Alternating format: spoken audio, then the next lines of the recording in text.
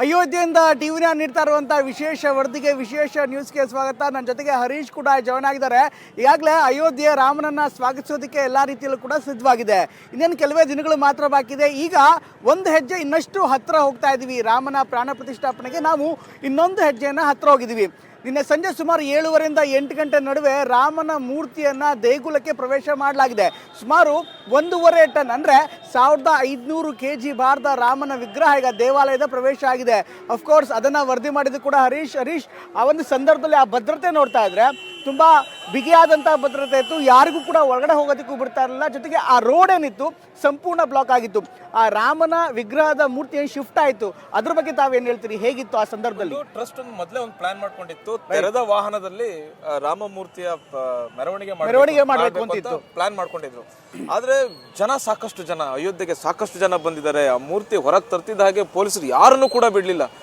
ನೂರಾರು ಪೊಲೀಸರು ಹಗ್ಗವನ್ನು ಕಟ್ಕೊಂಡು ಯಾರು ಜನರು ರೋಡಿಗೆ ಬರಬಾರ್ದು ಅನ್ನುವಂಥ ನಿಟ್ಟಿನಲ್ಲಿ ಟ್ರಕ್ಗೆ ಮೂರ್ತಿ ತುಂಬಿದಂಥ ಟ್ರಕ್ಗೆ ಟಾರ್ಪಲ್ ಅನ್ನು ಮುಚ್ಚಿ ತೆಗೆದುಕೊಂಡು ಹೋಗ್ಲಾಯ್ತು. ಅಂದ್ರೆ ಬಹಳ ಕಷ್ಟ ಕಡೆಗೆ ಭದ್ರತೆ, ಇನ್ನೊಂದ್ ಕಡೆಗೆ ಏನಾದ್ರೂ ಆ ಮೂರ್ತಿಗೆ ಸ್ವಲ್ಪ ಏನಾದ್ರು ಸಮಸ್ಯೆ ಆದ್ರೂ ಅದು ದೊಡ್ಡ ಸಮಸ್ಯೆನ ಉದ್ಭವ ಮಾಡುತ್ತೆ. ಅದು ಒಂದು ಕಾರಣ ಇದೆ. ಕೊನೆ ಕ್ಷಣದಲ್ಲಿ ಒಂದು ಮೆರವಣಿಗೆ ಮಾಡ್ಬೇಕು ಅಂತ ಮೆರವಣಿಗೆಯಿಂದ ಏನಾದ್ರೂ ಹೆಚ್ಚು ಕಡಿಮೆ ಆದ್ರೆ ಒಂದು ಆತಂಕ ಕೂಡ ಸಹಜವಾಗಿತ್ತು. ಇನ್ನು ಧಾರ್ಮಿಕ ವಿಧಿವಿಧಾನದ ಬಗ್ಗೆ ಮಾತನಾಡೋಣ. ನಿನ್ನೆ ಸುಮಾರು 7:30ರಿಂದ 8 ಗಂಟೆ ನಡುವೆ ಆ ಒಂದು ವಿಗ್ರಹ ಅಭಿಜಿತ್ ಮುಹೂರ್ತದಲ್ಲಿ ದೇವಾಲಯದ ಪ್ರವೇಶ ಆಯಿತು.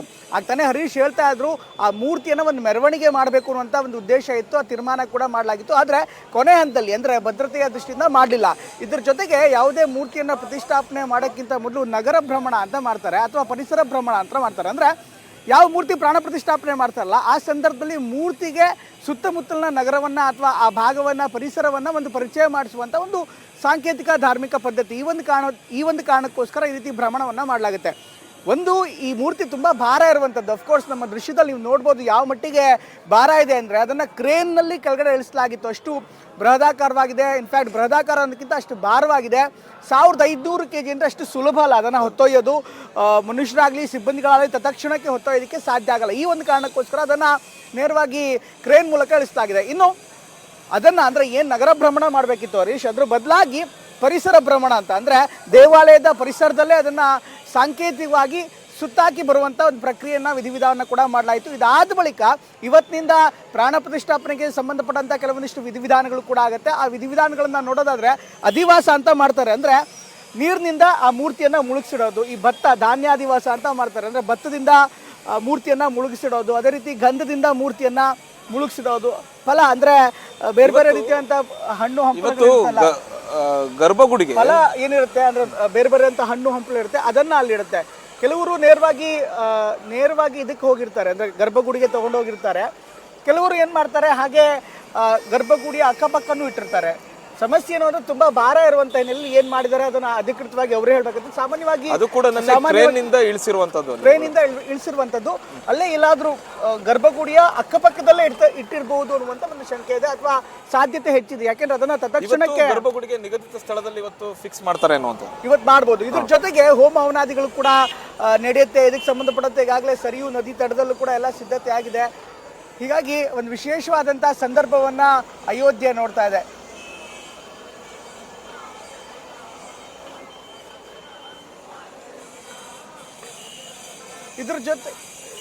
ಇದ್ರ ಜೊತೆಗೆ ಸರಿಯೂ ನದಿ ತಟ ಕೂಡ ಎಲ್ಲ ರೀತಿಯಲ್ಲೂ ಕೂಡ ಸಜ್ಜಾಗಿದೆ.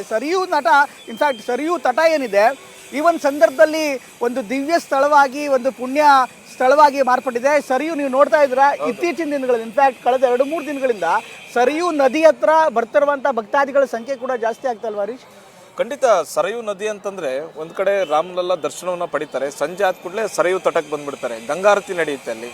ಸರಯುಲ್ಲಿ ಗಂಗಾರತಿ ನಡೆದಾಗ ಸಾಕಷ್ಟು ಮಂದಿ ಬರ್ತಾರೆ, ಸಾಕಷ್ಟು ಭಕ್ತಾದಿಗಳು ಬರ್ತಾರೆ. ಮತ್ತೆ ಸರಯೂ ನದಿಯನ್ನು ಒಂದು ಪ್ರವಾಸೋದ್ಯಮ ದೃಷ್ಟಿಯಿಂದ ಅದನ್ನು ಅಭಿವೃದ್ಧಿ ಪಡಿಸಲಾಗಿದೆ. ಮೂಲಭೂತ ಸೌಕರ್ಯಗಳನ್ನು ಹೆಚ್ಚು ಮಾಡಲಾಗಿದೆ. ಮತ್ತೆ ಪ್ರಧಾನಿ ನರೇಂದ್ರ ಮೋದಿ ಅವರು ಕೂಡ ಇದ್ರ ಬಗ್ಗೆ ಹೆಚ್ಚು ಗಮನವನ್ನು ಕೊಡ್ತಾರೆ. ಅಯೋಧ್ಯೆ ಅಂತಂದ್ರೆ ಅದು ವಿಶ್ವದ ಒಂದು ಸಾಂಸ್ಕೃತಿಕ ಕೇಂದ್ರ ಆಗಬೇಕು ಅನ್ನುವಂಥದ್ದು. ಧಾರ್ಮಿಕ ರಾಜಧಾನಿ ಆಗ್ತಾ ಇದೆ. ಸರಿಯೂ ನದಿ ತಟ ಏನಿದೆ ನಿಜಕ್ಕೂ ಕೂಡ ಒಂದು ಆ ರಾಜಧಾನಿಗೆ ಕಳಶೆಟ್ಟಂತೆ ಆಗ್ತಾ ಇದೆ. ಅಂದ್ರೆ ಯಾಕಂದ್ರೆ ಬೆಳಗ್ಗೆ ಸುಮಾರು 5 ಡಿಗ್ರಿ ಸೆಲ್ಸಿಯಸ್ ಚಳಿ ಇರುತ್ತೆ, ಅಥವಾ 8 ಡಿಗ್ರಿ ಸೆಲ್ಸಿಯಸ್ ಚಳಿ ಇರುತ್ತೆ, ಅಥವಾ 10 ಡಿಗ್ರಿ ಸೆಲ್ಸಿಯಸ್ ಚಳಿ ಇರುತ್ತೆ. ನಿನ್ನೆ ಮೊನ್ನೆ ಕಂಪೇರ್ ಮಾಡಿದ್ರೆ ಇವತ್ತು ಕಡಿಮೆ ಇದೆ. ಆದರೂ ಕೂಡ ಜನ ಈ ಸರಿಯೂ ನದಿಯ ತಟಕ್ಕೆ ಬಂದು ದಿವ್ಯ ಸ್ನಾನವನ್ನ, ಪುಣ್ಯ ಸ್ನಾನವನ್ನ ಮಾಡ್ತಿದ್ದಾರೆ. ಹಾಗಾದ್ರೆ ಸರಿಯೂ ತಟ ಹೇಗಿದೆ ಒಮ್ಮೆ ನೋಡ್ಕೊಂಡ್ ಬರೋಣ ಬನ್ನಿ. ಅಯೋಧ್ಯೆ ರಾಮ ಜನ್ಮ ಭೂಮಿಯಲ್ಲಿ ಭವ್ಯ ದಿವ್ಯ ರಾಮ ಮಂದಿರ ಎದ್ದು ನಿಂತಿದೆ. ಕೆಲವೇ ದಿನಗಳಲ್ಲಿ ಪ್ರಧಾನಿ ನರೇಂದ್ರ ಮೋದಿ ಅವರು ಶ್ರೀರಾಮಲಲ್ಲ ಪ್ರಾಣ ಪ್ರತಿಷ್ಠಾಪನೆಯನ್ನ ಮಾಡಲಿದ್ದಾರೆ. ಇಂತಹ ಸಂದರ್ಭದಲ್ಲಿ ಪ್ರಧಾನಿ ನರೇಂದ್ರ ಮೋದಿ ಅವರು ಸರಯು ಘಾಟ್ನಲ್ಲಿ ಪವಿತ್ರ ಸ್ನಾನವನ್ನ ಮಾಡಿ ಈ ಒಂದು ಮಹತ್ವದ ಕಾರ್ಯವನ್ನು ನೆರವೇರಿಸಲಿದ್ದಾರೆ.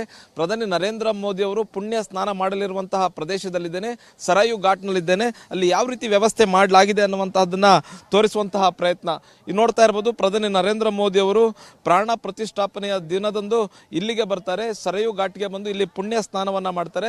ಇಲ್ಲಿ ಎಲ್ಲ ರೀತಿಯಂತ ವ್ಯವಸ್ಥೆಯನ್ನ ಮಾಡಲಾಗಿದೆ. ಈಗ ನೋಡ್ತಿರ್ಬೋದು, ಕೆಲವರು ಇಲ್ಲಿ ಸ್ನಾನವನ್ನ ಮಾಡ್ತಾ ಇದ್ದಾರೆ. 22ನೇ ತಾರೀಕು ಪ್ರಧಾನಿ ನರೇಂದ್ರ ಮೋದಿ ಅವರು ಬೆಳಗ್ಗೆ ಮೊದಲು ಸರಯು ತಟಕ್ಕೆ ಬಂದು ಇಲ್ಲಿ ಪುಣ್ಯ ಸ್ನಾನವನ್ನ ಮಾಡ್ತಾರೆ. ಅದಕ್ಕೆ ಬೇಕಾದಂತ ವ್ಯವಸ್ಥೆಯನ್ನು ಕೂಡ ಮಾಡಿಕೊಳ್ಳಲಾಗಿದೆ. ನೋಡ್ಬೋದು, ಒಂದು ತೇಲುವ ಕೊಠಡಿಯನ್ನ ನಿರ್ಮಾಣ ಮಾಡಲಾಗಿದೆ. ಪ್ರಧಾನಿ ನರೇಂದ್ರ ಮೋದಿ ಅವರಿಗೋಸ್ಕರವೇ ಇದೊಂದು ತೇಲುವ ಕೊಠಡಿಯನ್ನ ನಿರ್ಮಾಣ ಮಾಡಲಾಗಿದೆ.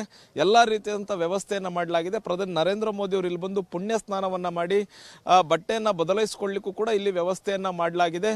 ಇಲ್ಲಿ ಪುಣ್ಯ ಸ್ನಾನವನ್ನ ಮಾಡಿ ನೇರವಾಗಿ ಅವರು ಮಂದಿರಕ್ಕೆ ತೆರಳುತ್ತಾರೆ. ಮಂದಿರದಲ್ಲಿ ವಿಶೇಷವಾದ ಪೂಜೆಯಲ್ಲಿ ಭಾಗಿಯಾಗಿ ಪ್ರಾಣ ಪ್ರತಿಷ್ಠಾಪನೆ ಕಾರ್ಯವನ್ನ ನೆರವೇರಿಸಲಿದ್ದಾರೆ. ನೋಡ್ತಾ ಇರಬಹುದು, ಈ ಕೊಠಡಿಗೆ ವಿಶೇಷವಾದಂತಹ ಒಂದು ಭದ್ರತೆಯನ್ನು ಕೂಡ ಒದಗಿಸಲಾಗಿದೆ. ಮುಖ್ಯವಾಗಿ ರೂಮ್ ನೋಡ್ತಾ ಇರಬಹುದು, ವಿಶೇಷ ಭದ್ರತೆಯನ್ನು ಕೂಡ ಒದಗಿಸಲಾಗಿದೆ. CCTV ಕ್ಯಾಮ್ರಾಗಳನ್ನು ಕೂಡ ಅಳವಡಿಸಲಾಗಿದೆ. ಮುಖ್ಯವಾಗಿ ಪೊಲೀಸ್ ಭದ್ರತೆಯನ್ನು ಕೂಡ ನಿಯೋಜನೆ ಮಾಡಲಾಗಿದೆ. SPG ಈ ಭದ್ರತೆಯ ನೇತೃತ್ವವನ್ನು ವಹಿಸಿರೋದ್ರಿಂದ ಈಗಾಗಲೇ SPG ತಂಡಗಳು ಕೂಡ ಇಲ್ಲಿಗೆ ಬಂದು ಸಂಪೂರ್ಣ ಭದ್ರತೆಯನ್ನ ತಪಾಸಣೆಯನ್ನ ಮಾಡ್ಕೊಂಡು ಹೋಗಿರುವಂತಹದ್ದು. ಮತ್ತೆ ಇಲ್ಲಿಂದ ಮುಂದಕ್ಕೆ ಯಾರನ್ನು ಕೂಡ ಹೋಗ್ಲಿಕ್ಕೆ ಬಿಡ್ತಾ ಇಲ್ಲ. CCTVಗಳನ್ನು ಕೂಡ ಅಳವಡಿಸಿರ್ತಕ್ಕಂಥದ್ದು. ಪ್ರಧಾನಿ ನರೇಂದ್ರ ಮೋದಿ ಅವರು ಕಾಶಿ ವಿಶ್ವನಾಥ ಕಾರಿಡಾರ್ ಉದ್ಘಾಟನೆ ಮಾಡುವಂತಹ ಸಂದರ್ಭದಲ್ಲೂ ಕೂಡ ಗಂಗಾ ನದಿಯಲ್ಲಿ ಪವಿತ್ರ ಸ್ನಾನವನ್ನ ಮಾಡಿ ನಂತರ ಕಾಶಿ ವಿಶ್ವನಾಥ ಕಾರಿಡಾರ್ ಉದ್ಘಾಟನೆಯನ್ನ ಮಾಡಿದ್ರು. ಈಗಲೂ ಕೂಡ ರಾಮ ಮಂದಿರ ಪ್ರಾಣ ಪ್ರತಿಷ್ಠಾಪನೆ ಕಾರ್ಯಕ್ರಮದಲ್ಲಿ ಪ್ರಧಾನಿ ನರೇಂದ್ರ ಮೋದಿ ಅವರು ಆಗೋದಕ್ಕೂ ಮುಂಚೆ ಸರಯು ತಟದಲ್ಲಿ ಪವಿತ್ರ ಸ್ನಾನವನ್ನ ಮಾಡಿ ಅವರು ರಾಮ ಮಂದಿರದಲ್ಲಿ ಶ್ರೀರಾಮಲಲ್ಲ ಪ್ರಾಣ ಪ್ರತಿಷ್ಠಾಪನೆಯನ್ನ ಮಾಡಲಿದ್ದಾರೆ. ಕ್ಯಾಮ್ರಾ ಪರ್ಸನ್ ಅಜಯ್ ಜೊತೆಗೆ ಹರೀಶ್, TV9 ಅಯೋಧ್ಯ. ನರೇಶ್, ಇದ್ರ ಜೊತೆಗೆ ಈಗಾಗಲೇ ಸರಿಯು ನದಿ ತಟದ ಬಗ್ಗೆ ಈಗಲೇ ಮಾತಾಡ್ತಾರೆ. ಅಫ್ಕೋರ್ಸ್ ಹರೀಶ್ ಕೂಡ ಒಂದು ವರದಿಯನ್ನ ಕೊಟ್ಟಿದ್ದಾರೆ. ಆ ವರದಿ ನೋಡೋದಾದ್ರೆ ಪ್ರಧಾನಮಂತ್ರಿ ನರೇಂದ್ರ ಮೋದಿ ಆ ಭಾಗದಲ್ಲೇ ಬಂದು ಸ್ನಾನ ಮಾಡ್ತಾರೆ. ಆ ದಿನ ಹೇಗಿರುತ್ತೆ ಆ ಒಂದು ಭಾಗ? ಮುಖ್ಯವಾಗಿ ವಾರಾಣಸಿಯಲ್ಲಿ ಕಾರಿಡಾರ್ ಏನು ಪ್ರಧಾನಿ ನರೇಂದ್ರ ಮೋದಿ ಅವರು ಉದ್ಘಾಟನೆ ಮಾಡಿದ್ರು, ಕಾರಿಡಾರ್ ಉದ್ಘಾಟನೆ ಮಾಡುವಂಥ ಸಂದರ್ಭದಲ್ಲೂ ಗಂಗಾ ನದಿಯಲ್ಲಿ ಪುಣ್ಯ ಸ್ನಾನವನ್ನು ಮಾಡಿದ್ರು. ಅಲ್ಲೂ ಕೂಡ ಸಾಕಷ್ಟು ಭದ್ರತೆಯನ್ನು ಮಾಡಲಾಗಿತ್ತು. ಅದೇ ರೀತಿಯಾದಂಥ ವ್ಯವಸ್ಥೆ 22ನೇ ತಾರೀಕು ಇರುತ್ತೆ. ಅಂದರೆ ಪ್ರಧಾನಿ ನರೇಂದ್ರ ಮೋದಿ ದೆಹಲಿಯಿಂದ ಅಯೋಧ್ಯೆಗೆ ಬರ್ತಾರೆ. ಅಯೋಧ್ಯೆಗೆ ಬಂದು ಸರಯು ನದಿಯಲ್ಲಿ ಪುಣ್ಯ ಸ್ನಾನವನ್ನು ಮಾಡ್ತಾರೆ. ಪುಣ್ಯ ಸ್ನಾನವನ್ನು ಮಾಡಿ ಅವರು ನಂತರ ರಾಮ ಮಂದಿರದ ಆವರಣಕ್ಕೆ ತೆರಳುತ್ತಾರೆ. ಹಾಗಾಗಿ ಅಲ್ಲಿ ಸಾಕಷ್ಟು ಭದ್ರತೆಯನ್ನ ಮಾಡಿಕೊಳ್ಳಲಾಗಿದೆ. ತೇಲುವ ಕೊಠಡಿಯನ್ನ ಕೂಡ ಮಾಡಲಾಗಿದೆ ಸೆಕ್ಯೂರಿಟಿ ಪರ್ಪಸ್ಗೆ. ಇನ್ಫ್ಯಾಕ್ಟ್ ನೀರಿನ ಕೆಳಗಡೆ ಕೂಡ ಒಂದು ಸಂದರ್ಭದಲ್ಲಿ ಅಂದ್ರೆ ನರೇಂದ್ರ ಮೋದಿ ಅವರು ಸ್ನಾನ ಮಾಡುವಂತಹ ಸಂದರ್ಭದಲ್ಲಿ ಯಾವ ಮಟ್ಟಿಗೆ ಸೆಕ್ಯೂರಿಟಿ ಇರುತ್ತೆ ಅಂದ್ರೆ ಸರಿಯು ನದಿಯ ಒಳಗಡೆ ಕೂಡ ಸ್ಕೂಬಾ ಡೈವರ್ಸ್ ಇರ್ತಾರೆ. ಅಂದ್ರೆ ಯಾವುದೇ ರೀತಿಯಂತ ಅಹಿತಕರ ಘಟನೆ ಅಲ್ಲೂ ಆಗಬಾರ್ದು, ನೀರಿನ ಕೆಳಭಾಗದಲ್ಲಿ ಒಳಭಾಗದಲ್ಲೂ ಕೂಡ ಆಗಬಾರ್ದು ಅನ್ನುವಂಥ ಭದ್ರತೆ ಇದೆ. ಇದು ಒಂದು ಭಾಗ. ಅಂದ್ರೆ ಪ್ರಧಾನಿ ನರೇಂದ್ರ ಮೋದಿ ಅವರು ಯಾವ ರೀತಿ ಸಿದ್ಧರಾಗ್ತಿದ್ದಾರೆ, ಅವರಿಗಾಗಿ ಪುಣ್ಯ ಸ್ನಾನದ ಘಟ್ಟವನ್ನು ಹೇಗೆ ರೆಡಿ ಮಾಡ್ತಿದ್ದಾರೆ ಅನ್ನೋದನ್ನ ನೀವು ನೋಡಿದ್ರಿ. ಇದ್ರ ಜೊತೆಗೆ ಜನ ಕೂಡ ಸಂಭ್ರಮಿಸ್ತಾ ಇದ್ದಾರೆ. ಜನರು ಕೂಡ ಒಂದು ಅವರ ಸಂಭ್ರಮ ಮುಗಿಲು ಮುಟ್ತಾ ಇದೆ. ಬೆಳಗ್ಗೆನೆ ನದಿಗೆ ಬರ್ತಿದ್ದಾರೆ, ಪುಣ್ಯ ಸ್ನಾನವನ್ನ ಮಾಡ್ತಿದ್ದಾರೆ. ಜನರ ಸಂಭ್ರಮ ಹೇಗಿದೆ ನೋಡ್ಕೊಂಬರೋಣ ಬನ್ನಿ.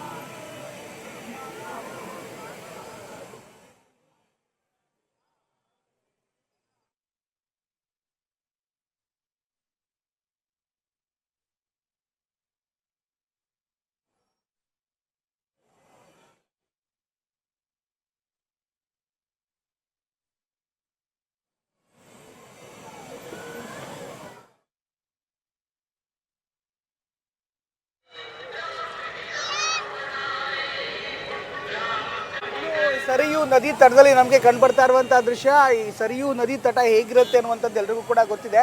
ಇನ್ಫ್ಯಾಕ್ಟ್ ತುಂಬ ಸುಂದರವಾಗಿ ಇತ್ತೀಚೆಗೆ ಅದನ್ನು ಅಭಿವೃದ್ಧಿಪಡಿಸಲಾಗಿದೆ. ಈಗ ಜನರು ಯಾವ ರೀತಿ ಬರ್ತಾ ಇದ್ದಾರೆ ಹರೀಶ್, ಕಳೆದ 15-20 ದಿನ ಹಿಂದೆ ಕೂಡ ನೀವು ಬರ್ತಾ ಇದ್ರಿ, ಆ ಟೈಮಲ್ಲೂ ಕೂಡ ಜನ ಇದೇ ರೀತಿಯಂತ ಉತ್ಸಾಹ ಇತ್ತ. ಅಯೋಧ್ಯ ಬದಲಾಗ್ತಿರುವಂಥ ರೀತಿನಿ ಅಯೋಧ್ಯೆಯನ್ನು ನೋಡ್ಬೇಕು ಯಾವ ರೀತಿ ಬದಲಾಗ್ತಿದೆ ಅನ್ನೋದಕ್ಕೆ. ಅಂದರೆ ಸಾಕಷ್ಟು ಮಾಧ್ಯಮಗಳಲ್ಲಿ ಪ್ರತಿದಿನ ವರದಿಗಳು ಹೋಗ್ತಾ ಇರುತ್ತೆ, ಅಯೋಧ್ಯೆ ಈ ರೀತಿ ಬದಲಾಗ್ತಾ ಇದೆ, ಈ ರಸ್ತೆ ಈ ರೀತಿ ಬದಲಾಗ್ತಾ ಇದೆ, ಎಲ್ಲವೂ ಕೂಡ ಯೂನಿಫಾರ್ಮಿಟಿ ಮಾಡಲಾಗ್ತಿದೆ ಕಟ್ಟಡಗಳನ್ನು ಅನ್ನುವಂಥ ನಿಟ್ಟಿನಲ್ಲಿ. ಹೀಗಿದ್ದಾಗ ಸಾಕಷ್ಟು ಮಂದಿ ಅಕ್ಕಪಕ್ಕದ ಜಿಲ್ಲೆಗಳ ಭಕ್ತರು ಕೂಡ ಬರ್ತಾ ಇದ್ದಾರೆ. ಹೇಗಾಗಿದೆ ಅಯೋಧ್ಯೆ ರಾಮ ಮಂದಿರ ಪ್ರತಿಷ್ಠಾಪನೆಗೂ ಮುಂಚೆ ಅಯೋಧ್ಯೆ ಹೇಗಿದೆ ಅನ್ನುವಂಥದ್ದನ್ನು ಕಣ್ತುಂಬಿಕೊಳ್ಬೇಕು ಅನ್ನುವಂಥ ನಿಟ್ಟಿನಲ್ಲಿ ಸಾಕಷ್ಟು ಮುಂಚೆ ಕರಸೇವಕರು ಯಾರು ರಾಮ ಮಂದಿರ ಸೇವಕರು ಕೂಡ ಬರ್ತಿದ್ದಾರೆ. ಇದ್ರ ಜೊತೆಗೆ ನಾನು ಒಂದು ದೃಶ್ಯನ ನೋಡಿದೆ, ಯಾರು ರಸ್ತೆಯಲ್ಲಿ ಹಿಂಗೆ ಹೋಗ್ತಾ ಇದ್ರು, ಅಲ್ಲೊಂದು ಮೆರವಣಿಗೆ ಬಂತು. ಆ ಸೆಲೆಬ್ರೇಷನ್ ಕೂಡ ಇವರು ಕೂಡ ಜಾಯ್ನ್ ಆಗ್ತಿದ್ದಾರೆ, ಇವರು ಕೂಡ ರಾಮನ ಹಾಡಿಗೆ ಕುಣಿತಾ ಇದ್ದಾರೆ. ಅಂದ್ರೆ ಇಲ್ಲಿ ಒಂದು ನಿರ್ದಿಷ್ಟ ಗುಂಪು ಅಥವಾ ಕೆಲವೊಂದಿಷ್ಟು ವ್ಯಕ್ತಿಗಳು ಅವ್ರು ಮಾತ್ರ ಏನೋ ಸೆಲೆಬ್ರೇಷನ್ ಮಾಡ್ತಿದ್ದಾರೆ ಅಥವಾ ಟಿವಿಗೋಸ್ಕರ ಕ್ಯಾಮ್ರಾಗೋಸ್ಕರ ಮಾಡ್ತಿದ್ದಾರೆ ಅಂತಲ್ಲ, ಅದ್ರ ಬದಲಾಗಿ ಅವರೇ ಬರ್ತಾ ಇದ್ದಾರೆ. ಉತ್ಸಾಹ ಎಷ್ಟು ಯಾವ ಮಟ್ಟಿಗಿದೆ ಅಂದ್ರೆ ರಸ್ತೆ ಮೇಲೆ ಹೋಗ್ತಾ ಇರುವಂಥವ್ರು ಕೂಡ ಅದಕ್ಕೆ ಜಾಯ್ನ್ ಆಗ್ತಾರೆ. ಈ ಒಂದು ಕಾರಣಕ್ಕೋಸ್ಕರ ಸರಿಯೂ ಕೊಟ್ಟಿದ್ದಿಲ್ಲ, ನಿಜವಾಗ್ಲೂ ಒಂದು ವಿಶೇಷವಾದಂಥ ಸ್ಥಳ ಆಗಿದೆ. ಯಾಕಂದ್ರೆ ಒಂದು ಇದು ಧರ್ಮಪಥಕ್ಕೆ ಜಾಯ್ನ್ ಆಗುತ್ತೆ ಸರಿಯೂ ಘಾಟ್, ಅದೇ ರೀತಿ ಲತಾ ಮಂಗೇಶ್ಕರ್ ಸರ್ಕಲ್ ಕೂಡ ಇದೆ. ಇದ್ರ ಜೊತೆಗೆ ಧಾರ್ಮಿಕ ವಿಧಿವಿಧಾನಕ್ಕೆ ಆಧ್ಯಾತ್ಮಿಕ ಸ್ಥಳಕ್ಕೂ ಕೂಡ ಇದು ಒಂದು ವಿಶೇಷವಾದಂಥ ಸ್ಥಳ ಆಗಿದೆ.